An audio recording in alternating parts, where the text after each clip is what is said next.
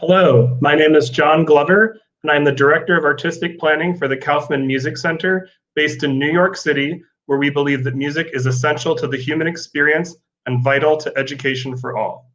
I'm so thrilled that you're joining us for the final event connected to Lisa Bielawa's Voters Broadcast, which has been commissioned as part of the Democracy and Debate Theme Semester by the University of Michigan in Ann Arbor, with support from its School of Music, Theater, and Dance, and is developed in partnership with Kaufman Music Center. Lisa is one of our 2021 artists in residence, and Kaufman is honored to be the co-presenter on this project, which has included these 3 virtual events and a series of in-person performances on the first day of early voting in New York City this past Saturday, October 24th. Those performances were in collaboration with Brooklyn Public Library at their central branch and featured musicians from the Special Music School. It is my pleasure to welcome Matthew VanBesien, the president of University Musical Society at University of Michigan, who will tell you more about this thrilling project, moderate today's event, which will unveil the full world premiere of Voters Broadcast. Welcome, Matthew. Thank you, John, and welcome to part 3. Today is the full world premiere of the Voters Broadcast by Lisa Bielawa, and we are thrilled to have everyone out there watching and listening today. We do have a chat bar for questions, so if you have a question for us throughout today's presentation, please let us know who you are and also where your chiming in and question is coming from. Let's just get to it because we have a lot to accomplish today, including the full world premiere performance of the Voters Broadcast. So please welcome Lisa Bielawa, composer, vocalist, producer, superstar. Amazing work over these weeks and months. Lisa, welcome. Thank you. Thanks. It's great to see you. Yeah. What am I going to do 2 weeks from now? Like, I'm going to be like, I need my 2-week fix with Lisa and company. Well, look, we have a lot to get to today. I think, though, we should maybe just backpedal a little bit and maybe not start from the very beginning, but frame the Voters Broadcast for us and for our audiences today. Sure. Yeah. In anticipating the election, this would have been, over a year and a half ago or something like that. Sheryl, Oring, and I, who knew each other, we'll talk a little bit more about that later, but she and I knew each other from years ago, and we were talking about ways to sort of work together. And around the same time, I was contacted by the National Cathedral in Washington, D.C. to write a major work, symphonic choral work for to celebrate the 100th anniversary of the 19th Amendment. And that piece was going to be based on some of the texts, like the ones we're going to hear more about today, that had come from Sheryl Oring's project, I Wish to Say. These are postcards to the president that she's been collecting and the next president that she's been collecting since 2004. That piece was, in fact, written and completed, and then about a week before, no less than a week before the premiere, which was supposed to be on March 22nd, I believe, it was postponed. So hopefully we'll hear it in a couple of years. But that project was the goal, the desire was to sort of make a large scale piece that could be performed in public space, things we can't do now, gathering in public space. A large scale piece that would be based on the Voters Litany and be called Voters Broadcast. And the broadcast series are a series of works that I have been making since 2013 that incorporate, that sort of use the word broadcast in a variety of different ways. Some of the pieces are designed to be performed with hundreds of people in vast public spaces. So the word broadcast refers to the way that people cast, scatter from the center, broadcast from the center as they perform. And so we were going to do a piece called Voters Broadcast that was then suddenly derailed because we were all suddenly thrust into our own shelter-in-place orders.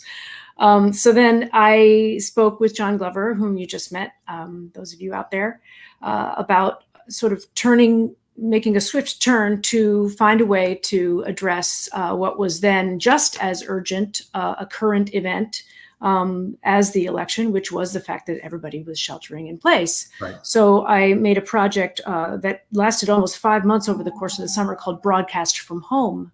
And in that project, I very quickly sort of retooled the whole idea of creating public space works that bring together hundreds of people, usually students, professionals, and amateur musicians and singers all in one piece. I sort of retooled that to make it possible for people to participate and to build a work with me in the same kind of community-driven, collaborative process, but from home, individually, in their homes, with their cell phones, singing into their phones or playing into their phones. And that project had over 500 participants. And this one you're going to hear today, Voters Broadcast, which was put together in a similar way. We sort of got back to it and realized, wow, this process, this way of making work during the pandemic is actually a way that we can go turn our attentions back to the election and build this piece together with the original partners, with the University of Michigan, with the Brooklyn Public Library. We decided that we would put together this project in a similar way to the way that I made this piece over the course of the pandemic. So what you're going to hear today later is a piece, that's around 17 minutes long, that features individual performances at home by over 200 people, singers and instrumentalists, all of them at home, playing phrases, sending them to me, and then I do most of the composing process actually after I get it back. In Pro Tools, which is a software, editing software. So it's a totally different process from writing a symphonic choral piece. It's in some ways, if you want to think about it this way, it's a kind of a much more democratic process, right? Because yeah, I was interested in talking. So I mean, we can talk about the craft and the process of making the work, which we should for sure. But talk a little bit about why you, as an artist and as a composer, want to create in this way. I think a lot of us have always viewed sort of composers as a slightly more solitary sort of discipline, but you're working in this very democratic, open way. Talk to us a little bit about why that works for you. Well, I mean, the irony is, of course, I am here by myself. I mean, let's face it. That's like, that's what I'm. At the end of the day. At the end of the day. So are you all at home, or maybe you're with somebody? But, the idea that we are all, the challenge of trying to create community, especially because people are home alone now, that people are isolated from each other, from their music making communities. I started creating Broadcasts from Home before we heard about the super spreader event that involved a choir, and then this became a thing that sort of enabled me to kind of reach out to one of the communities that's been close to my heart always, which is the, amateur singers, choral singers, something I feel very passionate about. So I think that the idea of creating work in isolation, but creating work that creates community anyway, that way, and also creating work that can provide us an artistic experience now. In other words, not just sort of using the fact that I have peace and quiet during, the pandemic to sit at home and write a piece that will be performed later in a normal way. I think that's something that doesn't interest me as much, because actually what we need right now is community, musical community, and the kind of community that Sheryl's work also is building. And, leading up to the election, there's also a desire for people to find a way to be activist and to be hands-on, possibly safely from home, increasingly so. So I think it was precisely because of that I decided to work in this way. And I had to learn a lot of skills I didn't know before in order to make it happen. But I mean, you've really been, over the 6-week period that we've been talking with you, I mean, you've been putting this work together really in real time. Oh yeah, absolutely. I mean, time. Yeah. I mean, you're going to hear the 3 parts today. There's a slight pause between them, but they form one piece. And part 3 is the one that contains an enormous number of postcards to the president that Sheryl and her typists have been collecting in Zoom sessions. These postcards didn't exist when I 4 weeks ago, when we or even 2 weeks ago. So I was getting those in, and and we're going to hear from one of the people who dictated one of those postcards. So I was taking those in and sort of feeding them out into the community that we're all singing from home and collecting it. And it was this sort of constant, it's a sort of it's a conveyor belt, Well, it's an amazing, I mean, we're going to hear the full work in a bit, but it's an amazing artistic accomplishment, but I think it's an amazing accomplishment in terms of connectivity in this moment. So I think it's a great opportunity for us to welcome Sheryl Oring and also April Hazami. I don't know if we can get all four of us on here. Hi, April. Hi, Sheryl. Sheryl, of course, is a North Carolina and New York and Berlin-based artist and the creator of I Wish to Say and a collaborator with Lisa on this project. And April joins us from Wayne State University. I believe you're there with the Fine Performing and Communications Arts program at Wayne State. So thank you, April, for joining us. Let's start a little bit with Lisa and Sheryl because you two are not new to one another in terms of this collaboration. Talk to us a little bit about how that originated. Sure, and maybe I also need to dive in and say I'm actually in Detroit. I'm now a Detroit-based artist. I think maybe you saw my website, which hadn't been updated. Well, Sheryl, that's unfair. Okay, so we're happy to have you here. Thanks. Yeah, I mean, Sheryl, you and I met in 2006, I think it was. It was a Creative Capital retreat. Creative Capital is a wonderful foundation that supports projects, artist projects, and then not only that, but they bring the artists together for sort of a boot camp for artists over a weekend. And we met at one of those and discovered each other's work. So, I mean, at that point, the I Wish to Say project was only a couple of years young. And now it's grown into this incredible archive of, just thousands of postcards. So, yeah, I mean, and it really resonated with the kinds of ways in which I was also, I guess you could call it crowdsourcing, but I think, really in these times, really, it's more like community building and creating a network and a sort of a resonance for shared ideas. So I don't know, Sheryl, Well, that was one beginning. And then, of course, Lisa did a sort of artist in residency stint at UNC Greensboro, which is my former university. So we met again about a decade later in Greensboro. And she was telling me she had this commission for the National Cathedral. And I was like, what are you going to do? You should look at my archive. I think you were still thinking about, not sure exactly what you were going to do for the 19th Amendment. I'm like, I have these thousands of messages to the president, maybe it's in somehow. And she came to my house in Greensboro at the time and looked through some of the cards. And I think we're really struck by the text and the way that it might be transferable to music. And I, on my side, was very interested in the idea of amplifying the voices that I had already engaged with and enabled through my work, through my project, I Wish to Say. So with I Wish to Say, I invite people to sit down and I will type up a message to the president or to the next president in this case, and I've done thousands of them since 2004. So but each message has its own beauty and its own meaning, and I think that amplifying them through song is a really beautiful sort of extension of the project. Sheryl, you have these messages going all the way back through from 04 until actually this past Saturday for this presentation in Brooklyn, correct? That's right. And what was that experience like this past weekend? Well, Brooklyn was pretty amazing.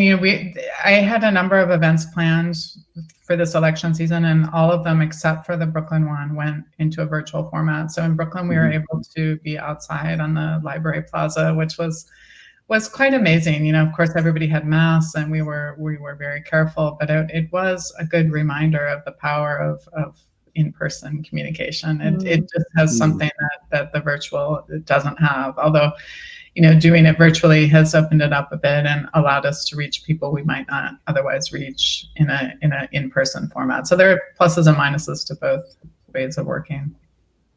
Fantastic. And April, you're a participant in I Wish to Say, and as a result in this entirety of this project. So talk about what that experience was like for you. It was a very interesting experience. When Sheryl first came on faculty, we had a welcome ceremony for her, or an event for her, and she shared her book at that event, and I borrowed it. So I knew a little bit about I Wish to Say, and I thought it was very innovative and interesting at that time. So when the opportunity came to be, I was really happy to join in. And just in this particularly in this political climate, I think we all have a lot to say, and I just think this is a really productive and positive way. About what Sheryl was just saying about amplifying voices. One of the things that I can do when I see something like what April wrote, which is you represent all of us. Mm-hmm. That's what she's saying to the future president. I can have 70 people sing that. That's amazing. In other words, all of us, mm-hmm. right? She says it herself in this very intimate session, right? With a typist, and the idea, I love Sheryl, I love your word of amplifying. I just think that, that's actually very literally what happened. Mm-hmm. I thought of your postcard immediately when we were talking about this panel, even though I had never met you or whatever, because it seemed like that was a particularly good example of how these kinds of things can, and how all of our efforts at times like this can have that butterfly effect. Can become amplified through the work we do as artists and activists, and by voting, which I did yesterday. Yes, pretty important. So Sheryl and April, thank you so much. Thank you for your enormous contributions to this project, but to the entirety, the whole holistic sort of view of this work. Thank you for joining us from Wayne State. And I love the fact that Wayne State has had a role in this collaborative project between Kaufman and the University of Michigan. So let's give a toast to more collaborative work between our institutions for sure. So thank you so much for joining us. And we're going to welcome now Ben Young from the Kaufman Music Center. And Ben is not only the production manager there at Kaufman, but he's been charged with both mixing and mastering all the Voters broadcast this time, and also Lisa's previous project that she mentioned, the broadcast from home. So you two have spent, I would think, a lot of time collaborating with one another over the past months. Yes, yeah. Although the site visit for Brooklyn Public Library a couple weeks ago was the first time we had met in person. Yeah. Really? No, we had actually collaborated on, over an hour's worth of, detailed, crazy. I think after about 3 months, we finally got to say more than that. April, yeah. And Ben, talk about your work on this project. How has that experience been for you? What's been unique about working in this way? I mean, I think the first thing that's unique about it is that under normal circumstances, when you're mixing for someone, you're in the same room as them. As you tweak and you move stuff around and you sort of shape the sound, that you get sort of live feedback of, what Lisa wants to hear. In this case, it's a conversation. I get a bunch of files, work on it, and then send it back, which is terrifying because you just want to get the email being like, this isn't right at all. What on earth were you thinking? But fortunately, that never happened. But yeah, so it's very strange because you're just not. It's collaboration by periodic communication rather than an ongoing conversation, which is how we work now. Yeah, my technically that's my role as producer, right? Yeah. And Ben as engineer, although the strange thing is that I'm actually editing because that's part of the composition process.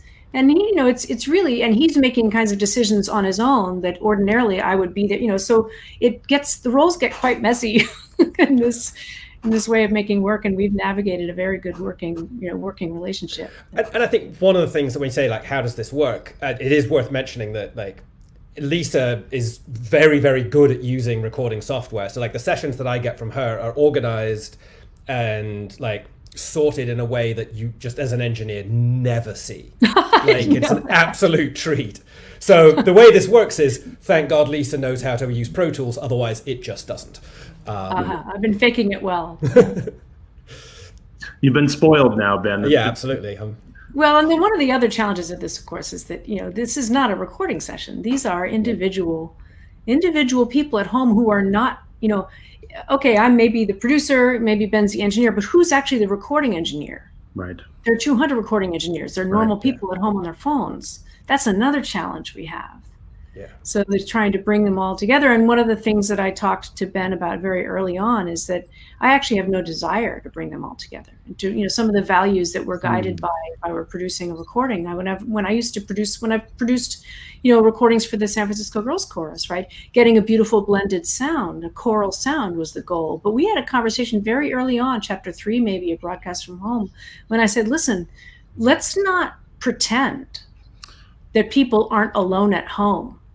So what you'll hear in voters broadcast, what you'll hear is, I do let people, and Ben and I have been doing this for months now. We let people's voices, individuality show. And with this project in particular, like, why not? It's democracy. Like, why try to make a blended soprano section when you have people who sound so interesting and different like that? Right.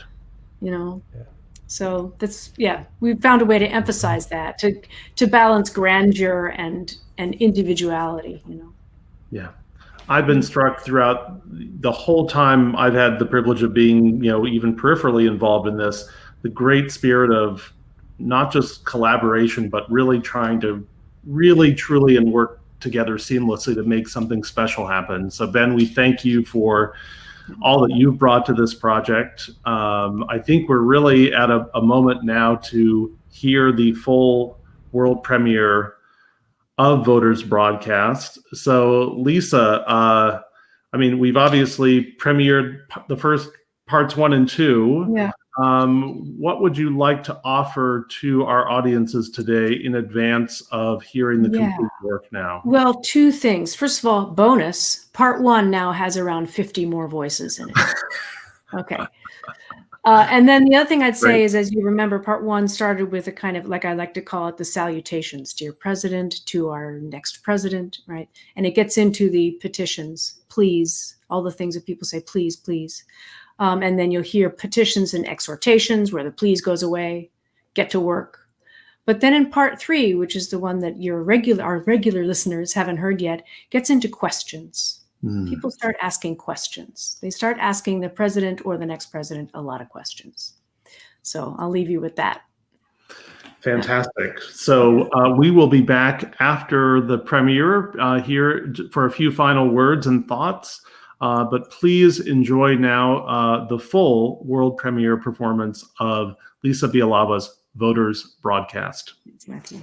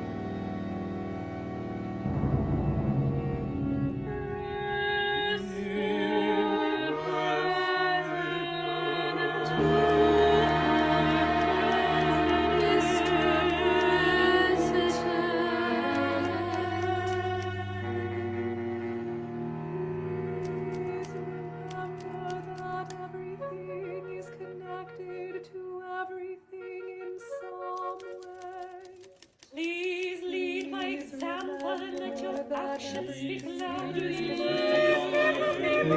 try to imagine a world without yourself. Everything in some way. Please lead by example. Please read the Constitution. Make your mother proud.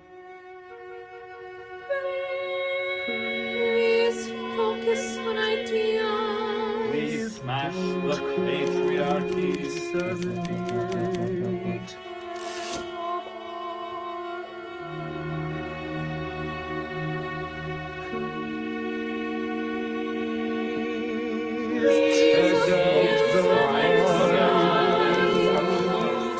Better side.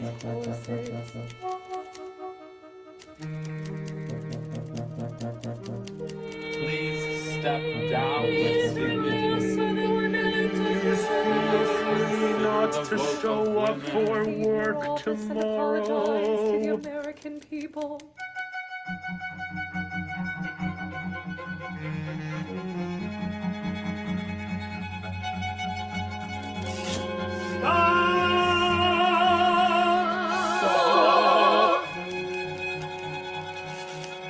Stop the Try and get some Stop sleep signing things you don't before you leave.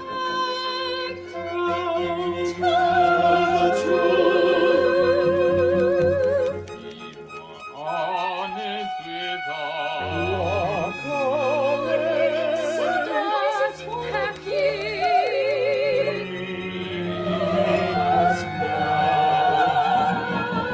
defend the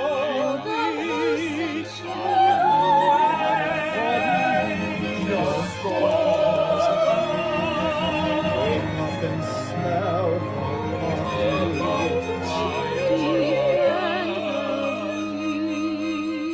Be safe. Feel free not to show up for work tomorrow. Keep fighting. Keep fighting.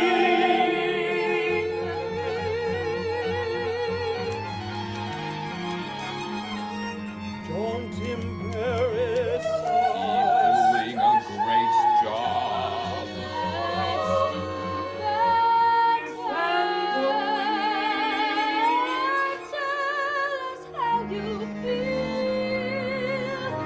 Even the weak, don't embarrass us.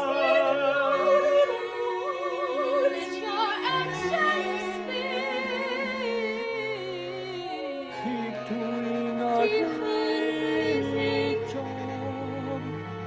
Don't embarrass us. Feel free to not show up for work tomorrow. Let's do better. Tell us how you feel.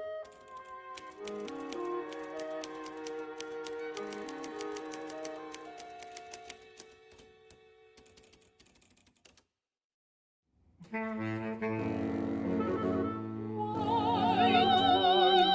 put us in danger? Why not love everybody? Why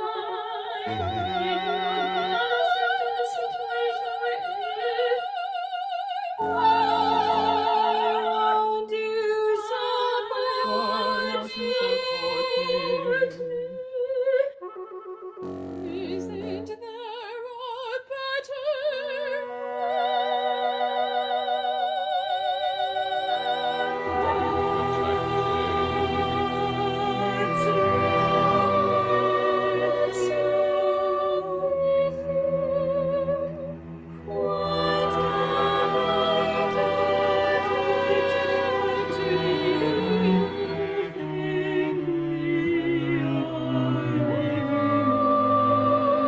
What country do you think we are living in? Shout, let's listen,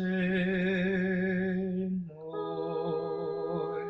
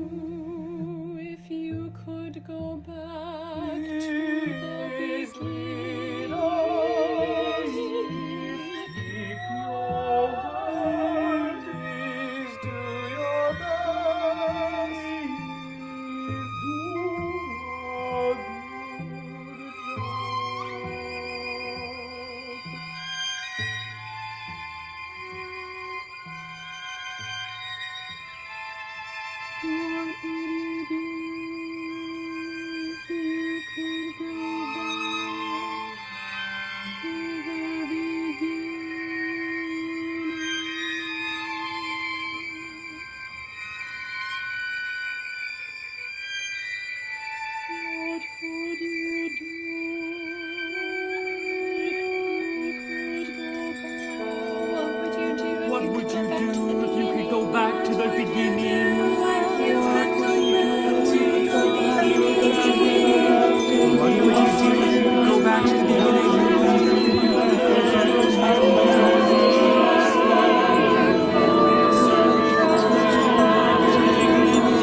back and remember what our country was founded on. Go back to the beginning.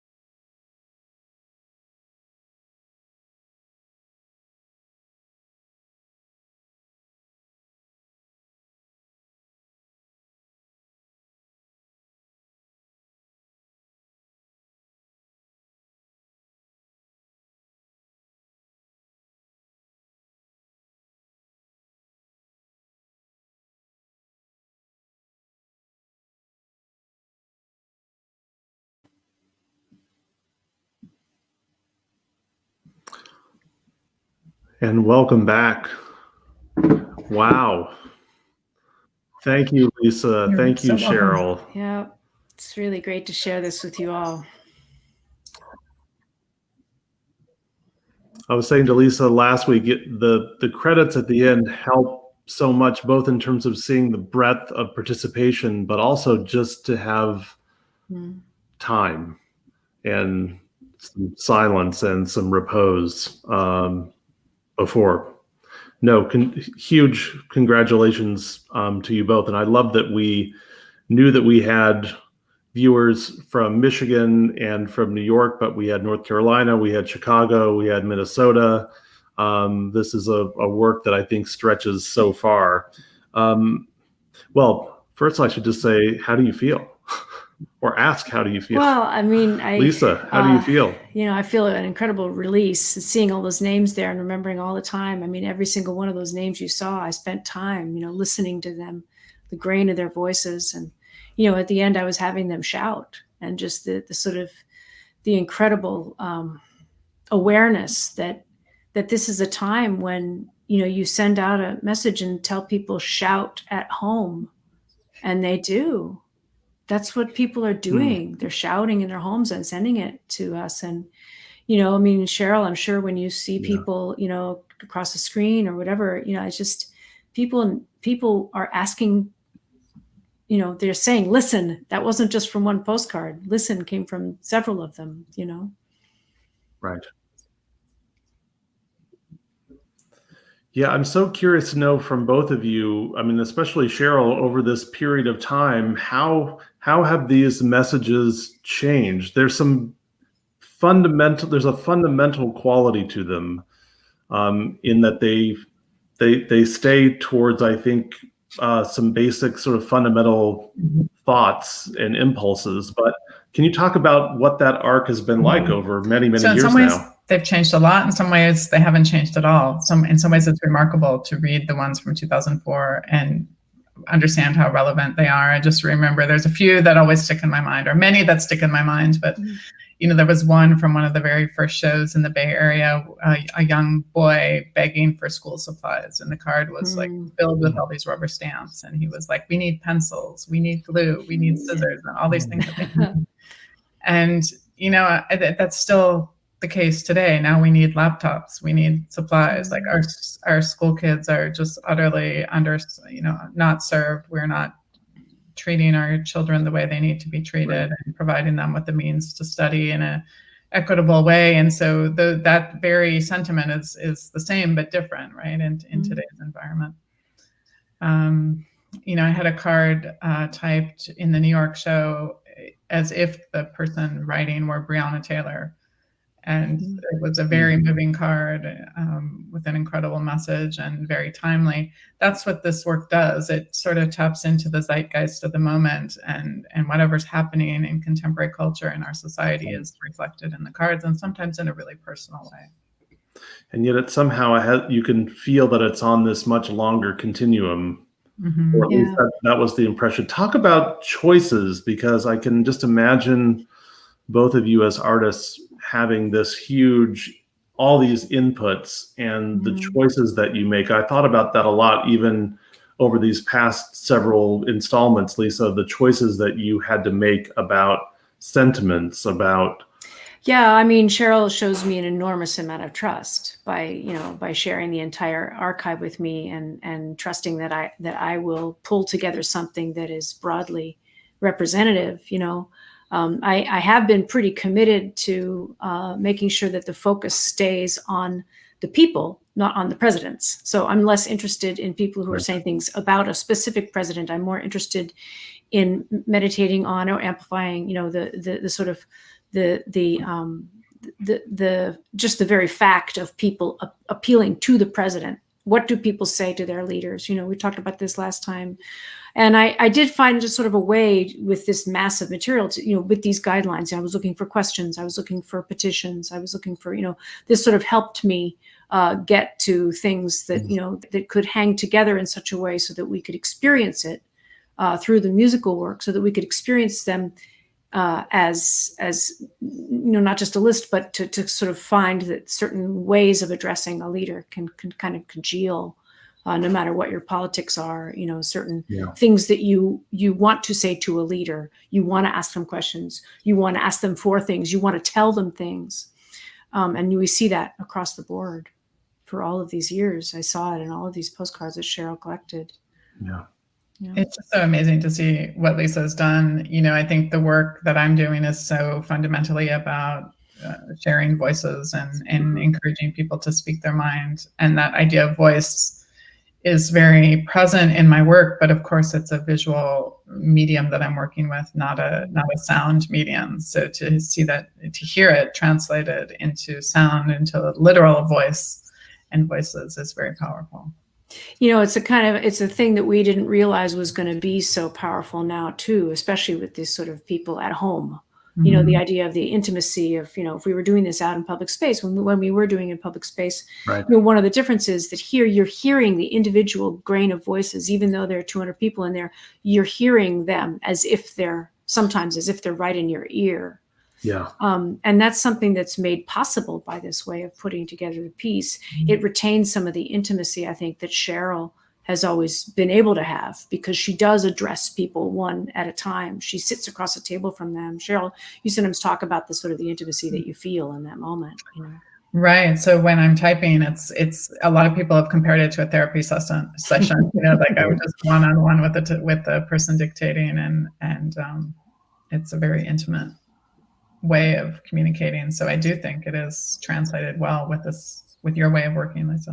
Yeah, I feel that too. You know, I'm working away at like 4:30 in the morning or something, and I have the tenderness of somebody's, you know, actual voice. And towards the end there, as you could hear in that largely sort of cacophonous section, people are actually invited to shout their messages to the next president. You know, it doesn't stay on book there. You are hearing, you know, however many people there, you are hearing them yell in their homes, their own messages, sort of inspired by the words that come from the I Wish to Say series. You know, it gives, you know, Sheryl, it's given people a release. I think that's what I'm feeling, you know, when I hear from them. It's given them a release. Hopefully we're encouraging people to vote, but I also hope that we've given people a release, you know, a way to feel heard and to feel the presence of each other in this time where it's been difficult to feel that sometimes. So I think there's some way the project has brought people together, and that is not simple to do in these times. Yeah.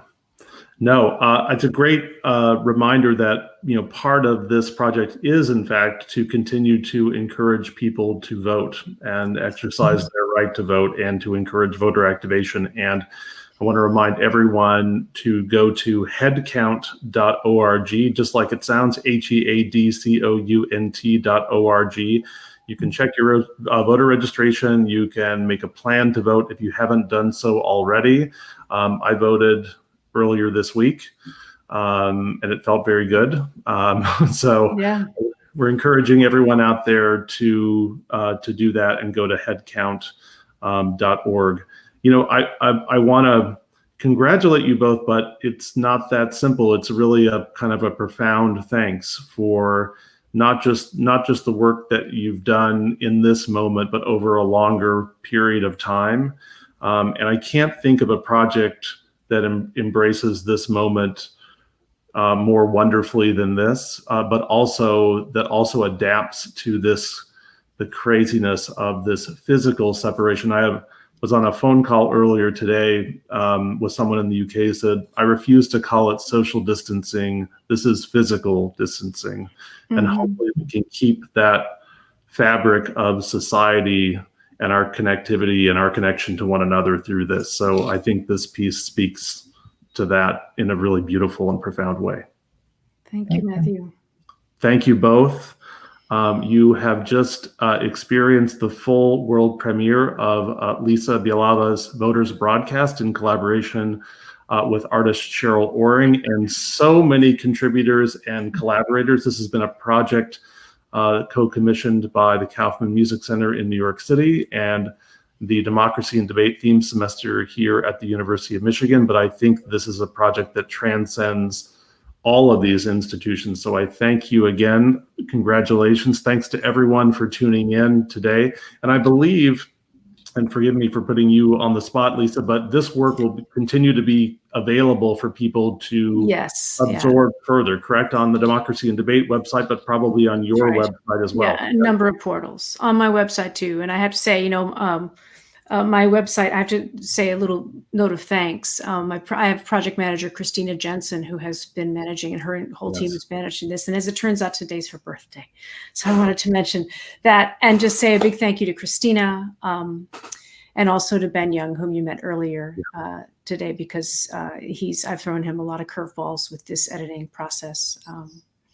You know, wonderful to go through this journey with you too, Matthew and Sheryl. Of course, it's so inspiring to be, and such a privilege to work with these amazing postcards. So yes, you can find, you know, I'm not exactly sure how, but yes, it will be possible to continue to view the Voters broadcast through a variety of channels, including my website and the Democracy and Debate website as well. Well, thank you again. It's been a pleasure and an honor for me to be just peripherally involved in this. Again, congratulations, and really just the most sincere thanks for this amazing work, the Voters Broadcast. Thank you. Lisa. Take care. Bye-bye.